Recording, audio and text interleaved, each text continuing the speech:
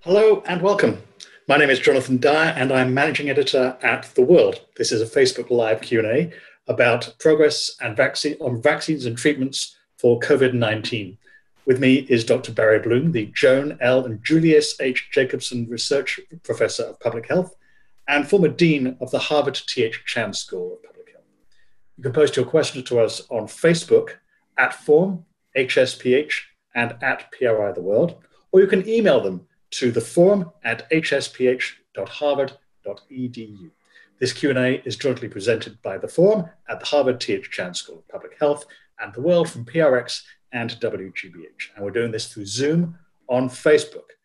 Barry, so we are currently living in a world where we do not have a vaccine or vaccines. So let's talk about treatments. What's out there? What's most promising? What are you seeing that you think this could be something that we could use for at least the next few months, X number of years until we have a reliable vaccine?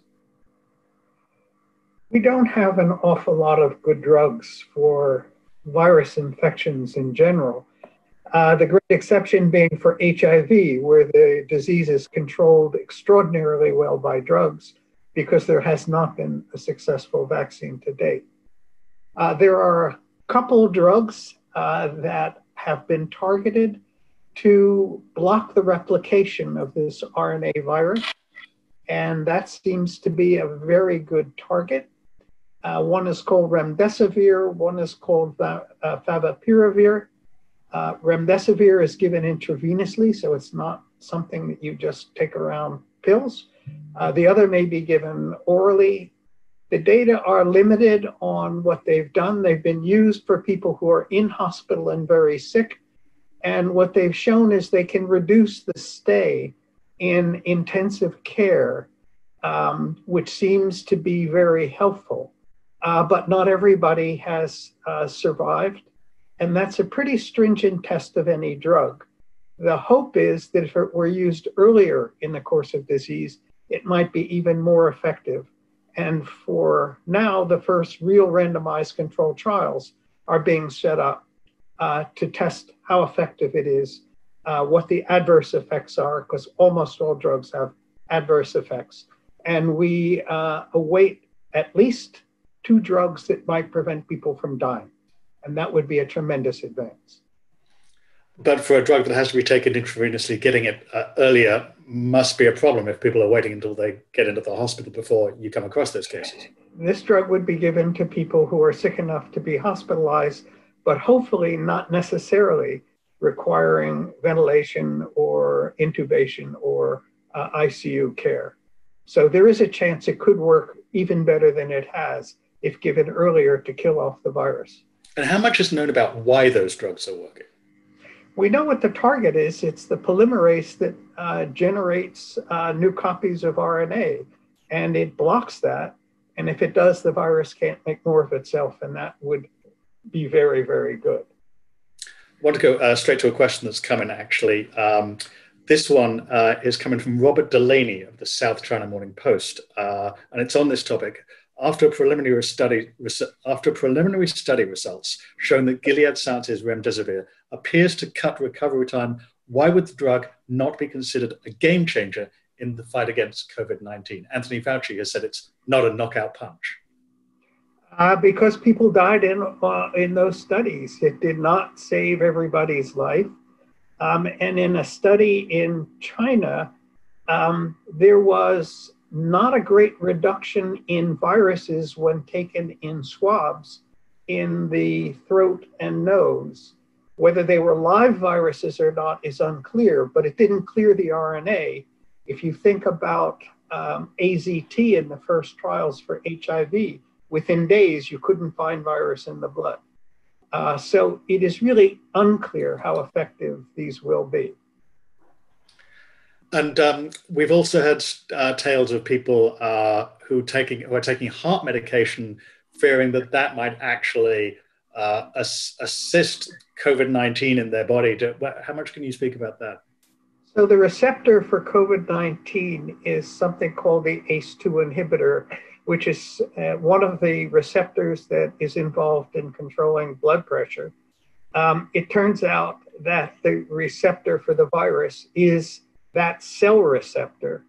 And so there was a concern that anything that affects the virus may screw up the ability of the cells to regulate blood pressure. There's a fair amount of recent data indicating that does not, of the many problems in this disease, that does not appear to be one. And people taking ACE inhibitors do not seem to be more susceptible to bad outcomes with the virus infection. And they're recommended to continue on their heart drugs. Okay, just want to establish that. So let's then just talk about as well as all the research that is going on into treatments, there's parallel research going on into a vaccine, obviously. Vaccines usually take somewhere in the region of 10 plus years to develop. We're looking at something that could be much shorter than that. Talk us through the steps of vaccine development, what that process is, how something that usually takes 10 years could be done in 12 months, 18 months or less. So what is happening now in vaccines is totally unprecedented. Since 1796, when the first smallpox vaccine, cowpox, was used, it is completely revolutionary, and it remains to be seen whether it is as effective as we hope it will be.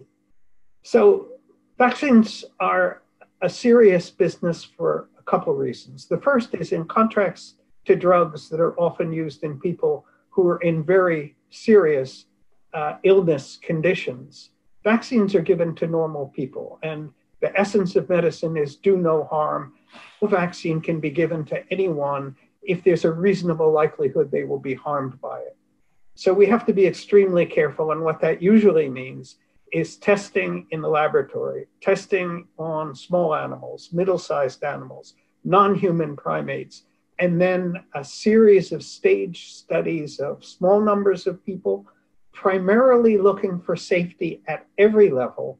The first is acute safety reactions. Do people really get sore arms or more serious effects with 60 or 100 or 500 people?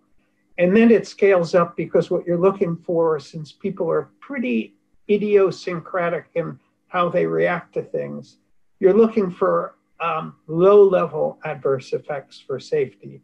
And you begin in the phase 2 studies to look for markers. Is it really producing antibody? Are the antibodies the right antibodies to neutralize the virus? And if that looks good and correlates with protection in that smaller group, one then goes to really hundreds and thousands of people in phase 3 studies to establish the effectiveness, not just the correlates of effect of whether it's effective, whether the antibody works in the test tube, but are these people really protected in the real world against real disease? And that all of those trials depend on how long we follow individuals after the vaccination to be sure that it works. For safety, it can be a matter of months. We're already seeing that. For correlates of protection, it probably will take only a couple months. Do they make antibodies that neutralize? Do they make antibodies that actually work the other way and enhance infection, for which there are precedents?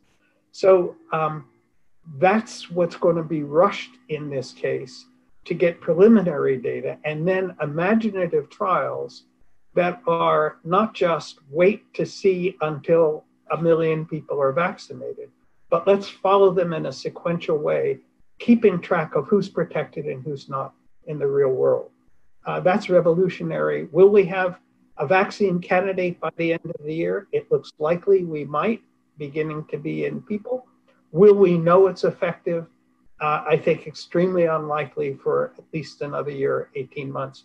And given other technical problems in producing vaccines, that may even take a lot longer. So we could have a vaccine out there that we actually don't know whether it's fully effective. We're not going to know that until it's really tested in large numbers of people, but we'll have hints of all the things that it should do, probably by the end of the year for the front runners and middle of next year for some of the followers. Which leads on to this question that's come from online. The number of vaccines in development is over 90 right now.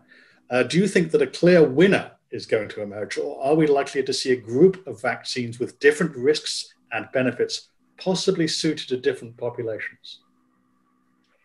It's unclear whether we need different vaccines for different populations of people and human genetics.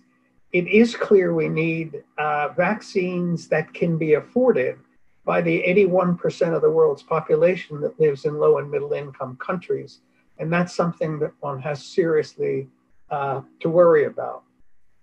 Among these 90 or 100 concepts is what they're called for vaccines.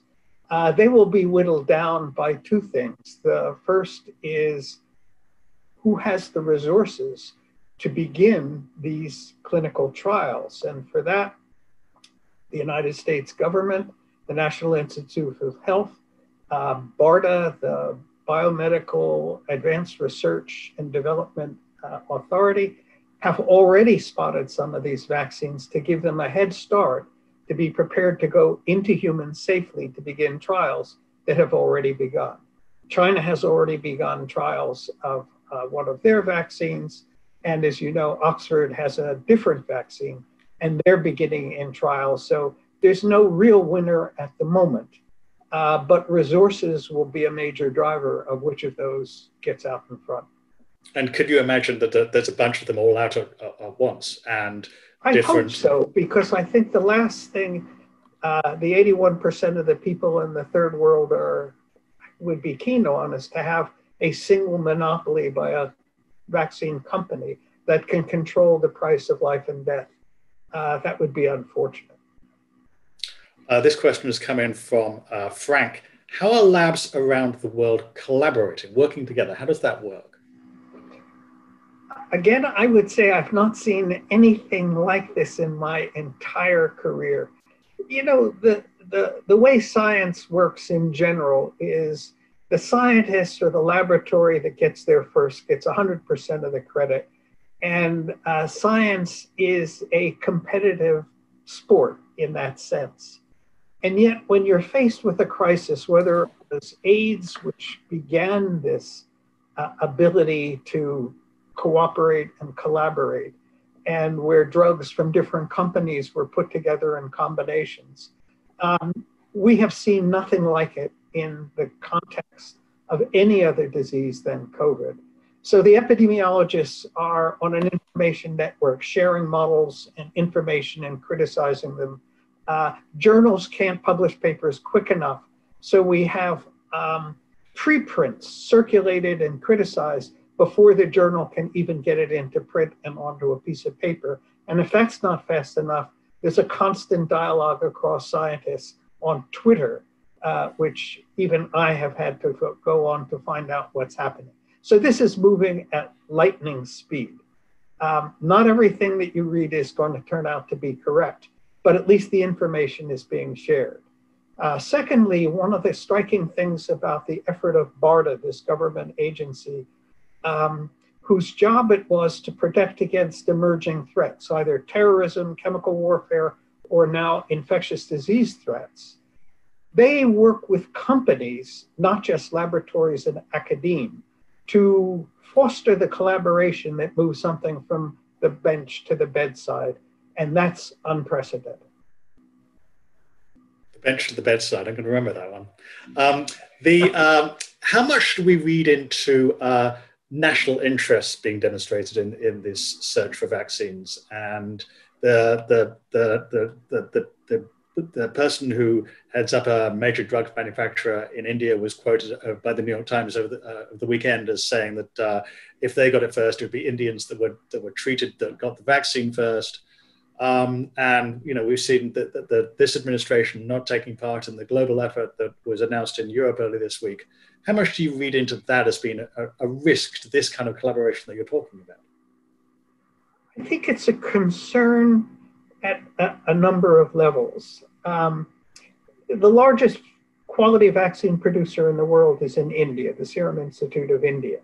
Indians will get their hands on vaccines. They are already in a partnership with the Oxford group. the issue there is how to do this in a way that ensures vaccines become available for everyone.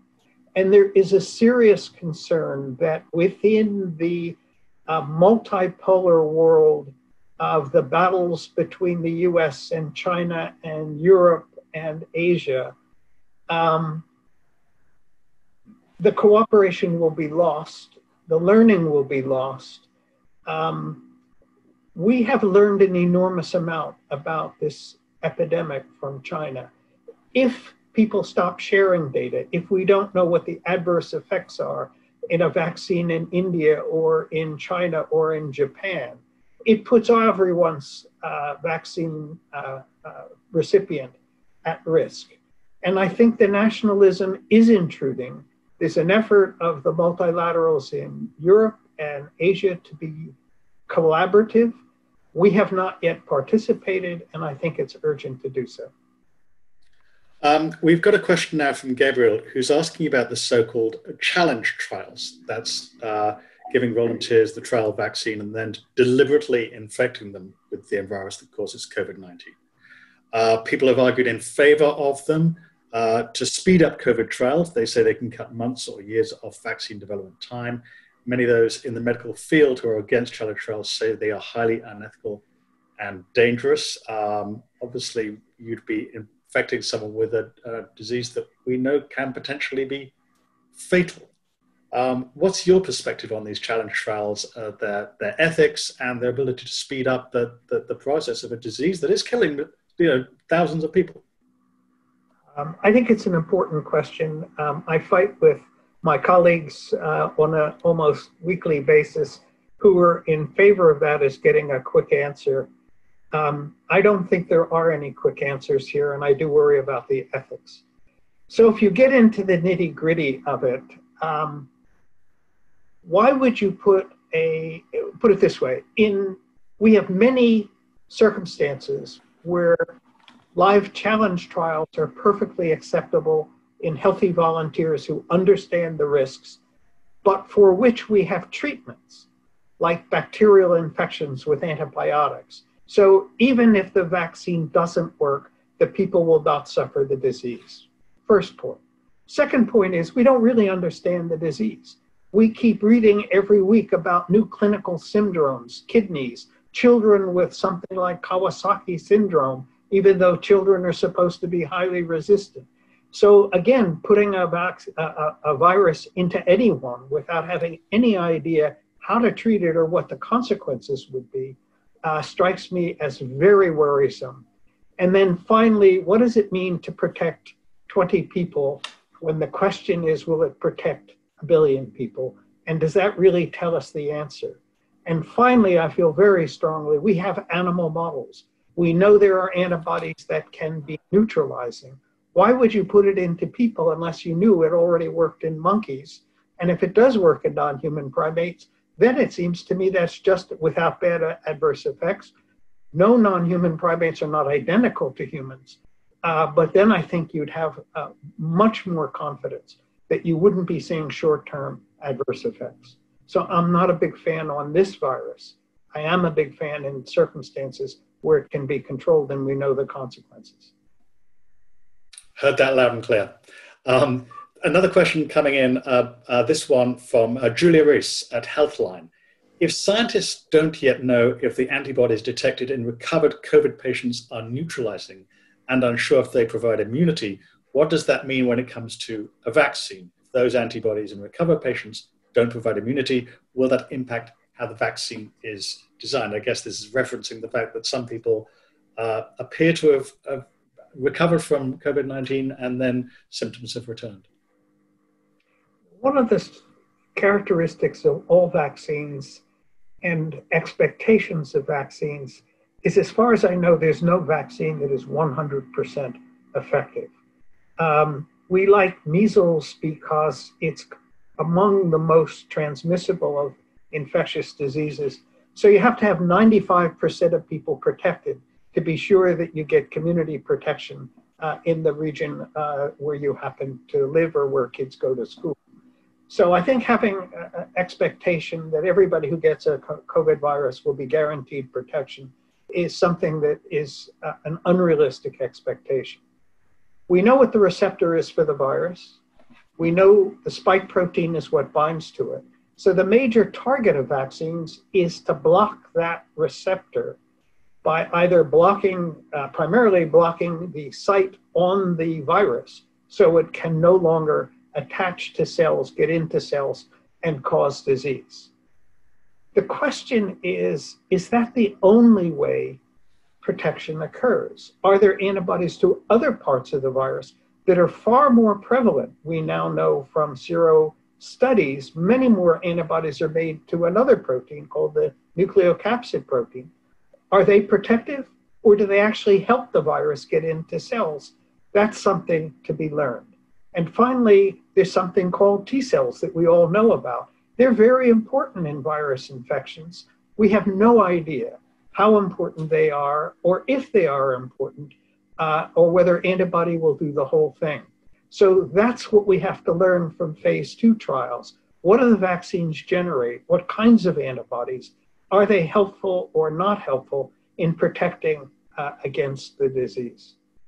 I just want to remind everybody that's just tuned in, as it were, that this is a Facebook Live Q&A about progress on vaccines and treatments. My name is Jonathan Dyer from the Public Radio Program of the World. With me is Dr. Barry Bloom from the Harvard T.H. Chan School of Public Health. You can post questions for us on Facebook at Forum, HSPH, and at PR of the World, or you can email them to the forum at hpsh.harvard.edu, and we still have plenty of questions coming in. I did want to get to a question that I had about tension between research going on for treatment and the research going on for vaccines. And there's so much medical research going on, and whether there was a capacity issue there, and maybe people were researching treatments when they might have better been researching vaccines, or vice versa, or we just don't know. I don't think that's a big problem. They're relatively different approaches. They're different backgrounds and trainings in specialized labs. There's competition between scientists, for sure, to get there first. But I don't think that the efforts on drugs is distracting from vaccines. And I think there's a massive effort and increased funding for both. That's something that I'm very appreciative of. Okay, while we're talking about treatments again, this question is coming from Anna Kutchman at the Dallas Morning News. What is your reaction to the FDA's decision to grant emergency use authorization for remdesivir? And how does the emergency access authorization affect treatment clinical trials? Will it now have to be part of any comparator group? Yeah, that's a bit of a worry, and I don't know that I can provide a definitive answer to that. Because it hasn't gotten through randomized controlled trials, it is the only drug that is really recognized at a statistical level, and we're talking about a p-value that the chances are 1 in 1,000 that it didn't do something. So it clearly did something. Whether it has to be compared to every other drug in every other trial in this country is something that the FDA will have to decide. At some point, we really do need to know if there are multiple drugs that do get emergency use, which of those is better and which of those is safer. And it would be ideal to do them comparatively. And WHO has set up clinical trials designed to test 4 candidate drugs in multiple countries, so that we can get the answer in different populations at a common protocol that we could all agree is a serious scientific protocol that will give significant results.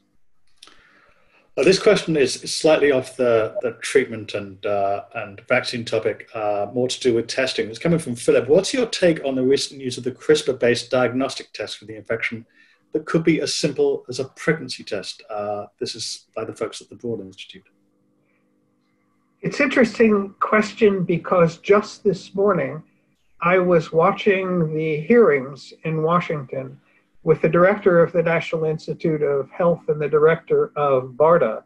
And the focus of the congressional hearing was on testing. Clearly, the PCR test requires expensive equipment it has to be done in a laboratory setting. We're behind on the numbers. It's cumbersome, it takes time, and it's expensive. And there is a desperate need for a test like a pregnancy test where results could be obtained in a matter of minutes. There are a couple of those tests using PCR technology that are reported, but they require major pharmaceutical or testing companies to do it. There are tremendous, exciting possibilities. So Francis Collins, director of NIH, said they put up a request for applications for original, creative, and new ideas for quick, simple point-of-care tests. Within a week, they got over 1,000 conceptual applications, and they are within another week preparing to move forward to give seed support to 20 of them, and they hope to have a test that will be point-of-care and rapid by the end of the summer. Again, we've never seen this kind of collaborative, competitive searching and selecting for the best ideas and the best technologies, even from small companies. And BARDA's role here would be to link them up with major companies that could move them forward at scale. On the topic of communication and collaboration, this question is coming from David. The standard of care for COVID treatment must be changing very rapidly. How do doctors share information in this environment to ensure that all patients get the best possible care, no matter where they're treated? That's a really good question. There are communication sources, there are webinars, there are conferences almost daily and weekly within hospitals where best practices in the emergency room care, in the ICU care, in respiratory care are shared among doctors, particularly in academic medical centers, but shared widely within their professional societies. It's not quite as quick as the scientific dialogues on Twitter, but when new adverse effects are seen, when new problems are seen, when new ideas of rotating patients on their stomachs to get the lower lung inflated, not a common procedure, but seems to be very helpful in this case, that's widely shared. If we do get a vaccine, there's concern amongst non-professionals like myself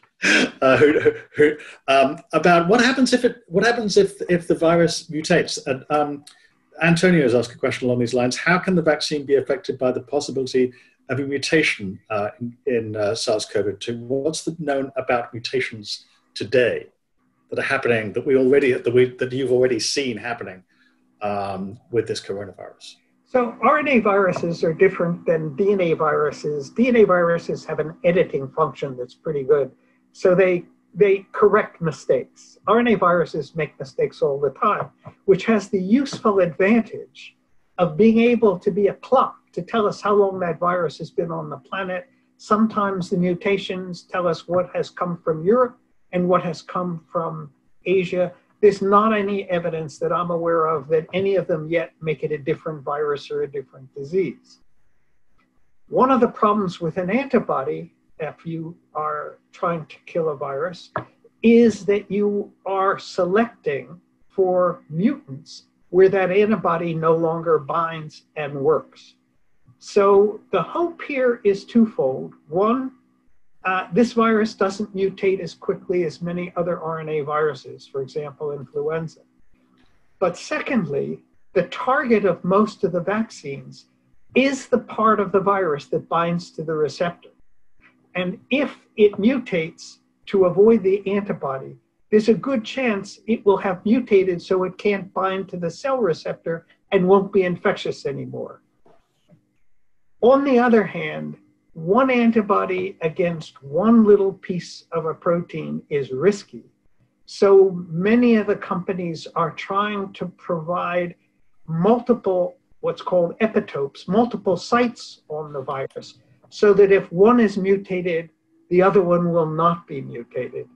And there is a company that is preparing to treat with monoclonal antibodies that worked apparently in Ebola, such that you simply have an infection and they give you an antibody that binds and blocks the virus.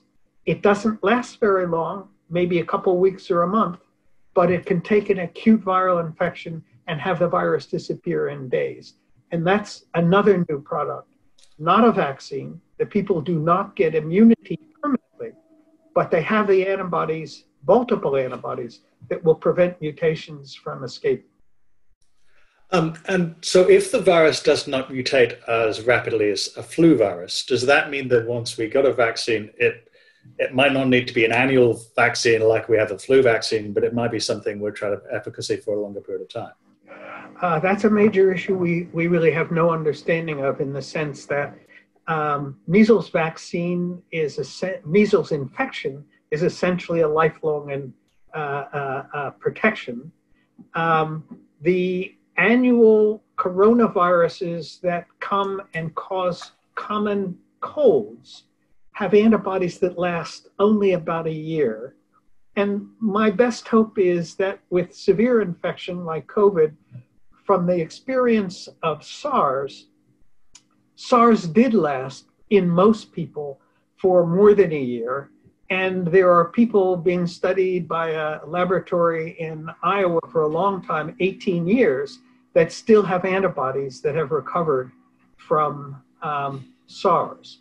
Whether the vaccines will be as good as recovery from natural infection remains unclear, and how long people stay protected, if at all, after they recover is yet to be established scientifically.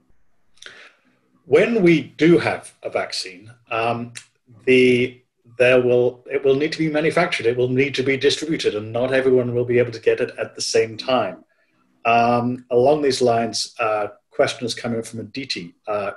Who gets it? Basically, who gets it first? Should healthcare workers, first responders, and the elderly receive the vaccine first? How will that be determined? Is there a plan for that? Not that I'm aware of, and I think it's a profoundly important question. We know, for example, that the people at greatest risk for dying from the data that are available in this country turn out not to be doctors and nurses and hospital employees. They are what's called essential workers, who are out dealing with the public every day in markets and buses and subways, and keeping us all alive and well in our homes. And people in lower socioeconomic groups in crowded areas of cities and towns, in large factories. So there are real decisions to be made as to where the first vaccines. You will not produce 1 billion doses for the world in a week. The limitations on production are probably greater than the scientific limitations on getting a good vaccine into clinical trials. Just getting bottles and stoppers and the automatic machines that can make tens of millions of doses sterilely, we don't have those for many of the candidate vaccines that are currently in the lead, and they require enormous upfront investments. So your questioner really is raising a question that should be part, in my view, of a national and international dialogue, where we all agree that who are the people most important in this epidemic to be able to protect. Clearly, hospital workers, physicians, nurses would be among those, but also the people who keep the economy going, who keep the food chain going, probably a lot more important to society than an academic professor at Harvard.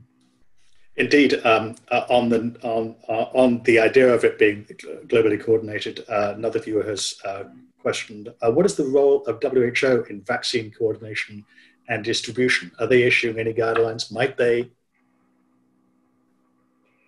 So, from the point of the world that doesn't have an FDA that can test every new product, which is many of the 104 countries that are members of the World Health Organization, how do they know whether a vaccine from a manufacturer is safe and effective? And that requires a process that exists and is accepted only by the WHO something called pre-qualification. It requires inspection of plants, testing of products, record keeping, to say that if the country of Nepal or of Zambia buys a vaccine from China, it has met international standards for safety, reproducibility, and effectiveness. And that's a very valuable quantity. And it is in that circumstances that countries will buy vaccines.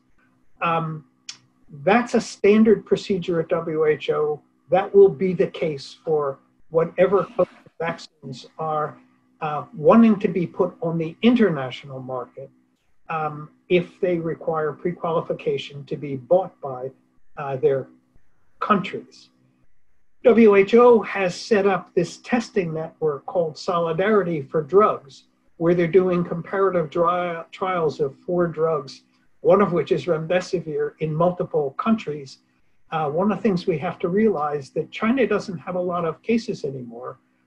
Many countries are running out of cases. So getting enough people to test drugs and vaccines on is something we have to anticipate. WHO is trying to coordinate that and has proposed to do the same for vaccines, not yet underway, but planning to have them tested in multiple populations in different countries. The hope being if they contribute to showing the vaccines work, the countries that produce them will have an obligation to make sure they're available there. If it is not done internationally, then countries can hoard the vaccine until the last member of their country is protected and the rest of the world would not have access. A real problem in international cooperation. And with that, it is about time to wrap up. But before we do, I wonder if you could give us a parting comment and take a stab at the holy grail question that I've been holding off from asking, which is when we might see a COVID-19 vaccine that we know will work, and that we could be going to our doctors and saying, I want the vaccine done. The question is, who is we? If we are volunteers prepared to take the new vaccines, I am hopeful that maybe even by the end of the year, but certainly early in next year, that we, of young, healthy people testing whether the vaccine works or not, which has already started, that we will have vaccines. If we as the person in a village in Burkina Faso or in Laos is expecting to see a vaccine in the next 3 years, I would be very surprised. The hope is in with this country, it would be possible if the vaccine is shown to be effective, that it can be scaled at such a level that within a matter of 6 to 8 months, it could be given to the major population people that are essential to protect the most vulnerable and the most essential. That itself would be a stunning achievement. And that concludes our Facebook discussion. Thank you again, Barry, for fielding everyone's questions. This Q&A has been jointly presented by the Forum at the Harvard T.H. Chan School of Public Health and the World from PRX and WGBH. You can view the full discussion on our Facebook pages and send feedback to @Forum, HSPH, and @PRI The World. Join us again this Tuesday, May 12th at noon, when we will talk to Joe Allen about reopening workplaces. Let's keep the conversation going.